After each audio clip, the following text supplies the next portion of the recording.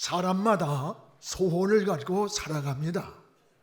소원이라는 것은 그 사람 마음에 있는 꿈이고 또 품은 이상이요, 자신이 바라는 목표가 바로 소원입니다. 근심 있는 사람은 평안하기 원하는 소원이 있고, 또 병든 사람은 건강하길 원하는 소원이 있고, 가난한 사람은 부유해지길 원하는 소원이 있습니다. 자녀의 소원, 사업의 소원, 진로의 소원 등 누구나 종류만 다를 뿐이지 그 마음의 소원을 갖고 살아갑니다. 사람은 그러나 들어주고 싶어도 못 들어주는 소원이 너무 많습니다. 그러나 하나님은 어떤 소원이라도 다 들어주십니다. 전능하신 분이기 때문입니다. 일찍이 한나는 아이를 소원할 때 하나님이 사무엘의 선지자를 자녀로 주셨습니다. 히스기야는 병들어 죽게 되었을 때 하나님께 매달렸습니다. 15년의 생명을 연장해 주셨습니다.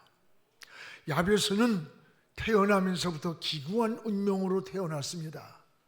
너무 가난하고 어렵고 힘들고, 그러나 그는 꿈을 품고 하나님 앞에 나와서 복의 복을 구할 때 하나님이 그 구하는 것을 허락하셨더라라고 했어요. 하나님은 자녀들의 소원을 들어주십니다. 여러분이 누굽니까? 하나님의 자녀들입니다. 우리 아버지입니다. 아버지께서 당당하게 아버지 앞에 소원을 구하시기를 바랍니다. 마태복음 7장 9절에서 11절에 보면 자식이 생선을 먹고 싶다고 하는데 뱀을 줄 부모가 어디 있으며, 떡을 먹고 싶어 하는데 돌을 줄 부모가 어디 있느냐.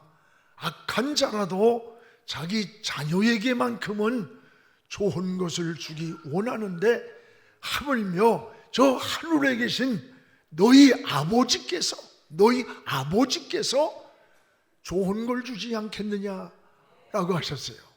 그렇습니다.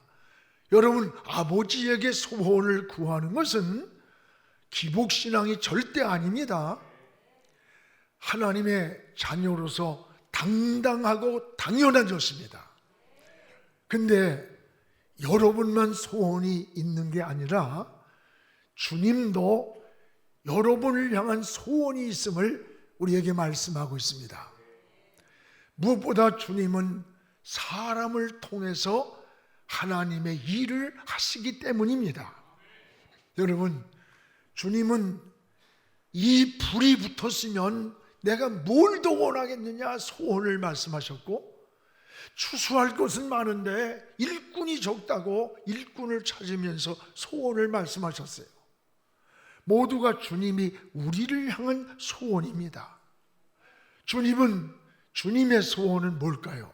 오직 영혼 구원이었습니다. 이 땅에 오신 것도 영혼을 구원하기 위해 오셨고, 병든 자, 가난한 자, 우는 자의 눈물을 씻어주시고, 또 문제를 해결해 주신 목적이 뭐예요? 여러분, 영혼 구원의 본질적 목적이 있는 거예요. 십자가의 죽음도 목적이 뭐예요? 인류의 영혼을 구원하려고 십자가를 지신 거예요. 오늘 말씀도 부활하셔서 마지막 분부하신 말씀입니다. 제자들에게 주님의 소원과 마지막 지상 명령이 무엇인가를 우리에게 잘 알려주고 계시는 겁니다. 여러분, 그 내용이 뭐냐? 너희는 가라. 어디로? 모든 족속으로 제자를 삼으러 가라. 아버지와 아들과 성령의 이름으로 그들에게 세례를 베풀라. 그리고 모든 것을 가르쳐 지키게 하라. 그리하면 내가 세상 끝날까지 너희와 항상 함께 있으리라 라고 약속을 하셨습니다. 여러분, 이 말씀은 주님의 마지막 소원이요, 우리를 향한 분부라고 말씀합니다. 한마디로 함축하면 영혼 구원이에요. 주님의 사역의 출발이 영혼 구원이었습니다. 마지막 소원도 영혼 구원이세요. 그러므로 구원받은 성도의 사명이 뭘까요? 바로 영혼 구원입니다. 수많은 선교사들이 여러분 풍토병에 걸리고 또 언어와 인종도 다른 이들을 위해서 생명을 아끼지 않고 초계처럼 버리는 것은 한 가지, 영혼을 보았기 때문에 영혼을 구원하기 위해서요. 여러분 잘 아는 저 서울에 양화진에 가면 외국인 묘소가 있잖아요. 거기 가면 25살에 생을 마감한 여자 선교사 루비 캔드릭의 비속이 있는 걸 보게 됩니다. 캔드릭의 묘비에 이런 글이 기록되어 있습니다. 여러분 가보세요. 내게 1000개의 생명이 있다면 모두 조선을 위해 다 바치겠다.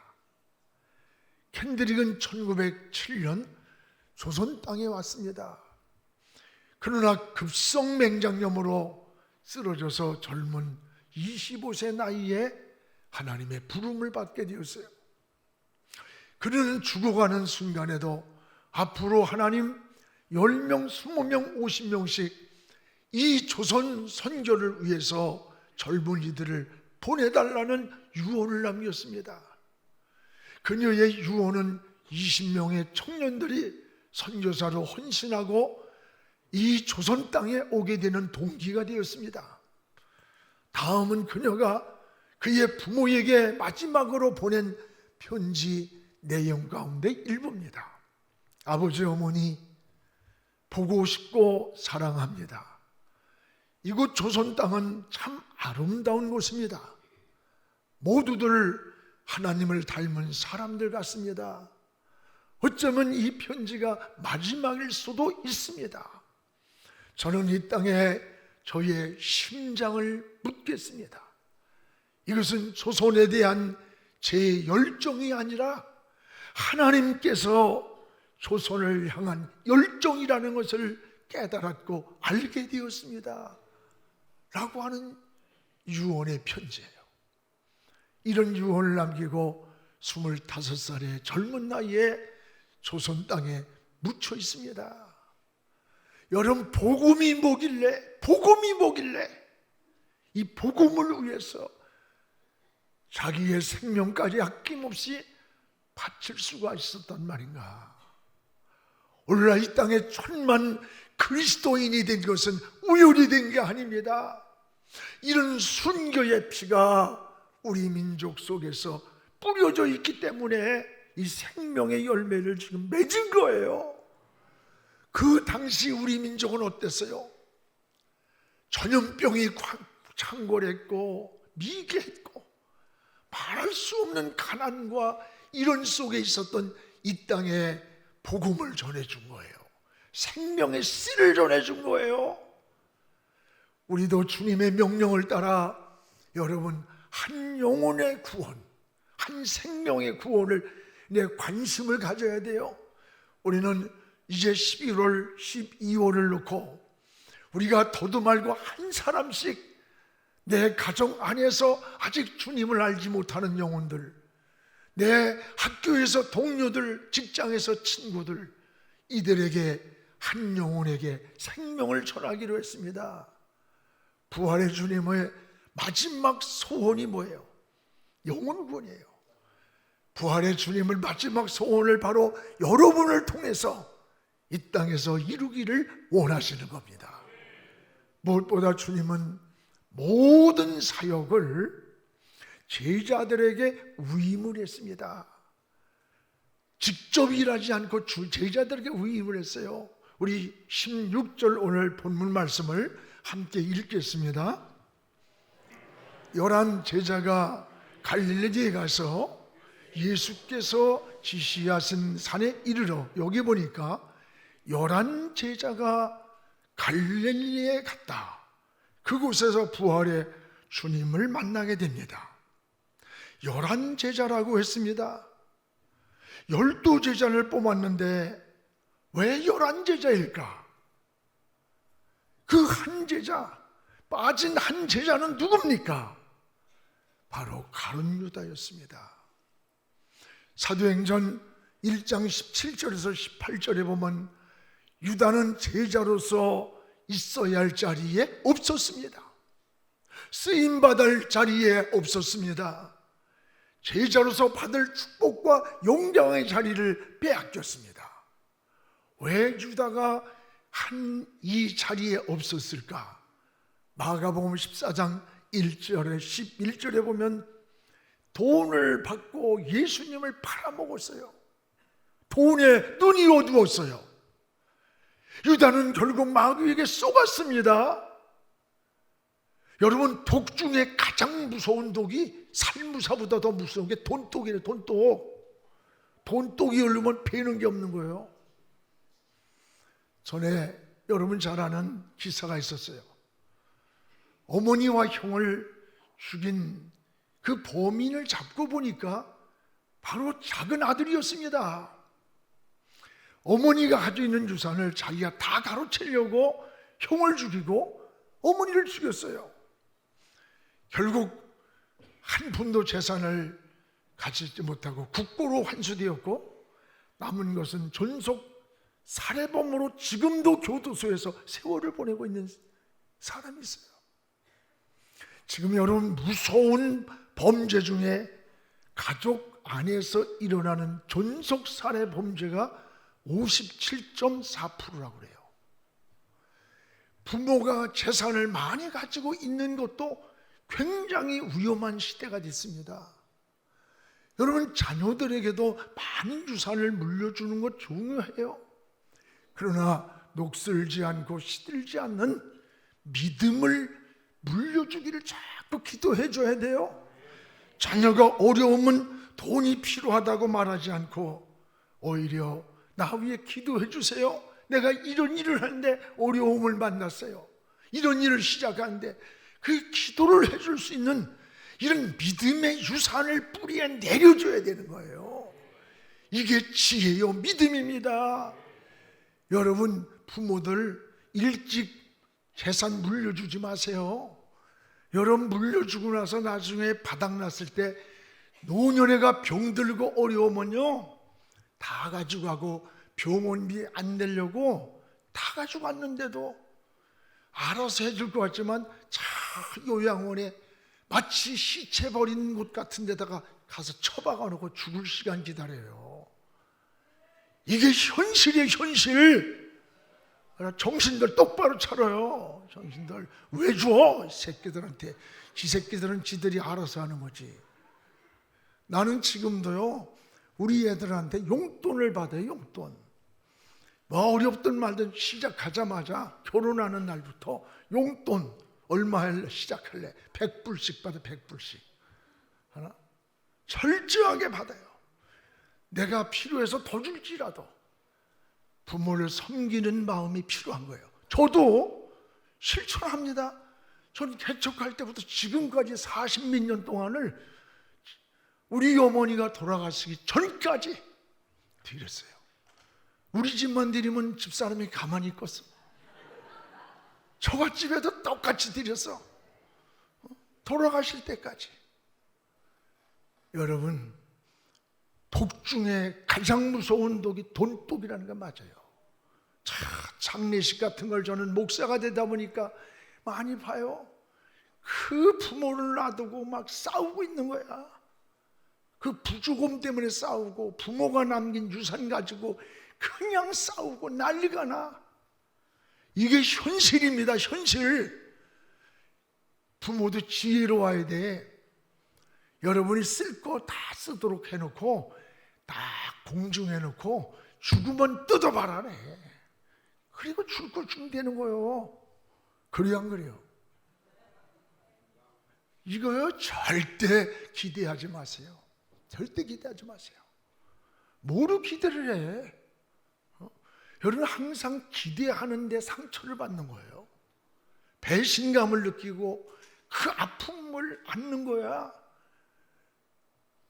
당시에 돈꾀를 맡을 정도로 신임받던 유다, 돈이 눈을 가리워버리고 선악을 분별을 잃고 제자의 자리도 빼앗겨 버렸어요. 여러분, 사명을 상실한 유다의 말로를 사도행전 1장 18절에 표현조차 하기 어려운 끔찍한 유다의 말로를 리얼하게 소개하고 있잖아요. 사명을 버리고 하나님을 떠난 인생의 말로가 어떤 것인가를 우리에게 보여주는 그런 말씀인 거예요. 유다는 은혜로 시작했습니다. 그러나 불행으로 끝났습니다. 제자의 축복으로 시작했습니다. 그러나 비참한 말로로 끝이 났습니다. 사람은 시작도 중요하지만 결과는 더 중요한 거예요. 탐욕에 빠진 유다의 말로는 너무나 불행했습니다. 성경에도 성령으로 시작을 했는데 육체로 마치는 자가 있다고 했습니다. 여러분, 주님은 유다를 향해 마가복음 14장 21절에 이 사람은 차라리 나지 않았으면 좋을 뻔한 사람이다. 차라리 태어나지 않으면 좋을 뻔했다.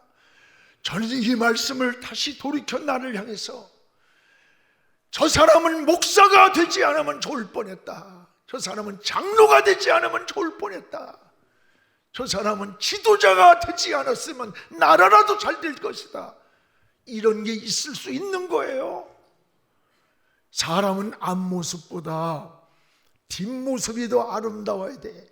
떠난 후에 아쉬운 사람, 귀했던 사람, 보고 싶은 사람, 훌륭했던 사람, 그리운 사람이 되어져야 되는 거예요. 이게 우리의 삶의 지혜라는 것을 깨닫기를 주의 이름으로 축원합니다. 또 하나, 11 제자를 만난 주님은 제자들에게 3가지 사명을 분부했습니다. 그 3가지 사명이 뭔가 오늘 19절을 함께 읽겠습니다. 그러므로 너희는 가서 모든 민족을 제자로 삼아 아버지와 아들과 성령의 이름으로 세례를 베풀고, 여기 보면 하나는 가라고 하셨어요. 어디로 가라는 겁니까? 모든 족속으로 향해 가라는 거예요. 여러분, 가라는 데 멈춰 있으면 안 됩니다. 또 하나는 제자를 삼고 그들에게 세례를 주어 하나님의 자녀됨을 보증하라는 거예요. 또 하나는 가르쳐 지키게 하라. 가르쳐 지키게 하라는 임무를 부여했어요. 가서 제자를 삼는 일입니다. 여러분, 오늘 제자 삼는 일이 뭐예요? 영혼 구원이에요. 잃은 양을 찾으러 가야 되는 거예요. 하나님은 어떤 사람을 잃은 양이라 했을까? 하나님을 떠난 모든 사람들이 잃은 양이에요. 우리 주변에는 잃은 양들이 수없이 많습니다. 가정 안에도 있고 직장 안에도 있고 학교에도 있는 거예요. 목자가 잃은 양을 찾는 그 비유가 누가복음 15장에 나와 있어요. 100마리의 양을 치는 목자가 오늘 아침에 일어나 보니까 한 마리 양이 없는 거야. 여러분, 매일같이 100마리 양을 목자가 세워봤기 때문에 그날따라 71마리를 발견한 거예요. 이게 관심입니다. 매일 세워봤기 때문에. 그래서 99마리의 양을 두고 한 마리 잃은 양을 찾아 산을 헤매고 계곡을 넘고 들판을 누비면서 양을 찾는 거예요. 양을 잃은 목자가 어떻겠어요? 양을 잃어버리고서 편안하게 잠을 자고 쉬고 놀고 있을 수 있겠어요? 여러분, 있을 수가 없는 거예요. 전에 고등학생이 실종됐어요. 그 아버지는 그 아이의 이름과 등에다가 써붙이고 프랭카드를 붙이면서 평생을 20년이 넘게 우리 아이 찾아주세요, 찾아주세요. 어떻게 됐는지도 모르는데, 그러다가 얼마 전에 그분이 돌아가셨다는 뉴스가 나오더라고. 이게 부모의 심장이에요. 여러분, 부모와 자식은 전혀 달라요. 부모는요, 자식이 앞서가면 가슴에 묻혀 있는 거예요, 그 자식이. 부모는 자식은요, 머리에서 머물다 시간이 되면 떠나. 이 목자의 심정이 바로 누구예요? 영혼을 찾는 주님의 마음인 거예요. 잃어버린 양을 찾는 주님의 마음이에요. 주님이 말씀하잖아요. 가라. 모든 족속으로 제자 삼으러 가라. 이 사명에 붙들려서 여러분, 선교사들이 지금 35,000명 되는 선교사들이 전 세계에 나가서 복음을 전하는 거야. 내가 먼저 받은 생명을 가지고 그 오지 땅에, 때로는 아프리카 같은 데 가서 복음을 전하면서 일생의 삶을 하나님께 드리는 거 아닙니까? 이것이 바로 우리의 사명임을 깨닫기를 바랍니다. 여러분, 디모데전서 2장 4절에 하나님의 마음을 우리에게 알려줍니다. 하나님은 모든 사람이 구원받기를 원하신다고 했습니다. 여러분, 멸망받기를 원하지 않아요. 교회의 존재 목적이 뭐예요? 우리끼리 즐기고 우리끼리 노는 놀이터입니까? 아니에요. 영혼 구원이에요. 영혼 구원하기 위해 하나님의 전이 필요한 거예요. 모든 족속입니다. 이는 이 땅에 태어난 자는 누구든지 예수 믿고 하나님의 자녀가 되기를 원하십니다. 누구도 멸망받는 것을 원치 않는 거예요. 그러므로 주님은 마지막 소원을 여러분을 통해서 이루기를 원하시는 거예요. 그래서 마지막 나의 소원이, 나의 분부다. 너희는 가라. 잃어버린 양떼를 향해 가라. 그들을 제자 삼아라. 그들을 예수 믿고 구원받아 세례를 줘서 자녀를 삼아라. 그러면 내가 세상 끝날까지 너희와 함께 하신다. 주님은 마지막 소원을 여러분을 통해서 이루기를 원하십니다. 이것이 바로 여러분에게 소한 하나님의 뜻인 거예요. 리빙스턴이 아프리카 대륙을 횡단하다가 맹수에게 물려서 생명이 위독하게 되었습니다. 제자들이 울면서, 선생님, 이렇게 여기서 죽으면 어떻게 합니까? 그때 리빙스턴이 유명한 말을 했어요. 나는 결코 죽지 않는다. 내가 아직 해야 할 사명이 남아있기 때문이다. 여러분, 하나님은 우리가 불쌍해서 살려주는 것 아닙니다. 아직 내가 해야 할 사명이 이 땅에 남아있기 때문에 살고 있음을 믿어야 돼요. 너를 건강 하나 유지하려고 혼자 즐기고 놀고 그렇게 해서 몇 년 더 살면 뭐 별거야? 이 땅에 내가 할 사명의 가치가 있기 때문에 건강해야 되고 살아야 될 존재 이유가 있는 거예요. 전 늘 아침에 눈을 뜰 때마다, 저녁에 잠자리를 들 때마다, 하나님, 아직도 내가 해야 할 사명이 있기 때문에 하나님이 나를 살려주고 계심을 감사합니다. 불쌍해서 나를 살려주는 게 아니에요. 아직 내가 이 땅에 해야 할 사명이 남았기 때문에 살고 있음을 감사해야 되는 거예요. 자기 사명이 분명한 사람은요, 인생을 확신 있게 삽니다. 사사로운 일에 흔들리지 않는 거예요. 주님이 마지막 분부한 제자들의 사명은 복음 전하는 일이에요. 복음.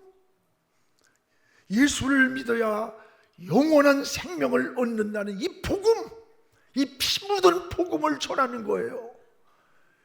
여러분이 바로 복음의 증인들 되기를 주님의 이름으로 축복을 합니다. 또 하나, 주님은 이런 전도자에게 여러분 빈손으로 보내는 게 아니에요. 하나님의 은혜와 넘치는 축복의 약속을 보십시오. 오늘 20절을 우리 함께 읽겠습니다. 내가 너희에게 분부한 모든 것을 가르쳐 지키게 하라. 볼지어다 내가 세상 끝날까지 너희와 항상 함께 있으리라 하니라. 보라, 내가 세상 끝날까지 주님이 함께 하신다는 약속입니다. 사랑하는 여러분, 주님의 약속이에요. 주님이 세상 끝날까지 함께 하신다는 약속, 이 약속보다 더 큰 위로와 소망과 설레임이 어디에 있겠어요? 내가 어느 곳에서 무엇을 하든지 그곳에 주님이 나와 함께 하시는데, 언제까지? 세상 끝날까지 항상 함께 하시며 나를 책임져 주신다는 약속입니다. 할렐루야. 저는 세상 끝날까지 너희와 항상 함께 하신다는 이 말씀이 가슴 속에서 정말로 가슴을 뛰게 해요. 너무 기쁘고 감사하고, 여러분, 이보다 더 큰 소망, 이보다 더 감격이, 이거보다 더 든든한 하나님의 보호가 어디 있겠어요? 우리 주님은 사명을 따라 사는 여러분과 세상 끝날까지 함께 하심을 믿으시기를 주의 이름으로 축복을 합니다.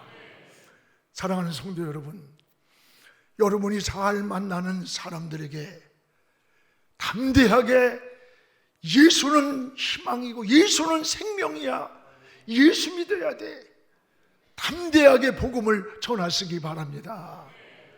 구원받을 영혼이 반드시 여러분 주변에 있습니다.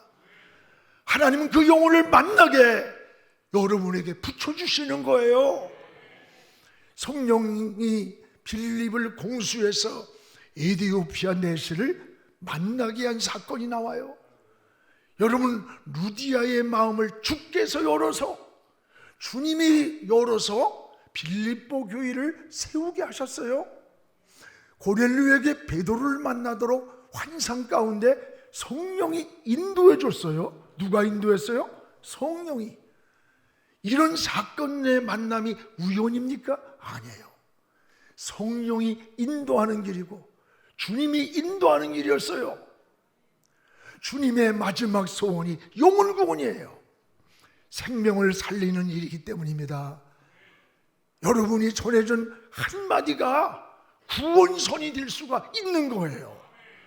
주님은 여러분을 통해서 주님의 마지막 소원을 이 시대에 이루어가기를 원하십니다. 하나님은 사람을 통해 일하십니다. 여러분이 바로 하나님 앞에 쓰임받는 그런 사람이 되시기를 축복합니다. 5분간 대화할 수 있는 시간이 있다면 예수님을 전하십시오. 여러분, 전하는 것은 우리의 사명입니다. 그 영혼을 구원하는 것은 주님이 하실 일이에요. 우리가 안 믿는다 평가하지 마세요. 그건 주님만 하시는 거예요. 전하는 것은 우리의 사명이고 그 영혼을 구원케 하시는 것은 우리 주님이 하실 일이에요. 볼지어다 내가 세상 끝날까지 너희와 항상 함께 있으리라. 할렐루야. 기도하겠습니다. 살아계신 우리 아버지 하나님, 고맙습니다. 예수님의 생명을 누군가 전해주어서 예수 믿고 구원받아 천만 그리스도인이 한국 땅에 이루어졌습니다. 오늘 우리도 예수의 생명을 전하는 자가 되게 하시고, 우리 가족 안에도, 우리의 친구 안에도, 직장 안에도, 학교에도 수없이 많은 영혼들이 있습니다.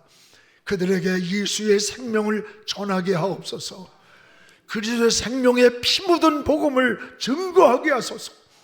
전하는 일은 우리의 사명이지만 그를 구원케 하시는 일은 주께 있사오니 주의 손에 맡기게 하시옵소서. 그래서 이 해가 가기 전에 만물이 좋은 열매를 맺듯이 우리도 주님 앞에 영혼의 생명의 열매를 맺어 하나님 앞에 드리는 귀한 삶이 되게 은혜를 내려 주시옵소서. 예수님 이름으로 기도하옵나이다. 아멘.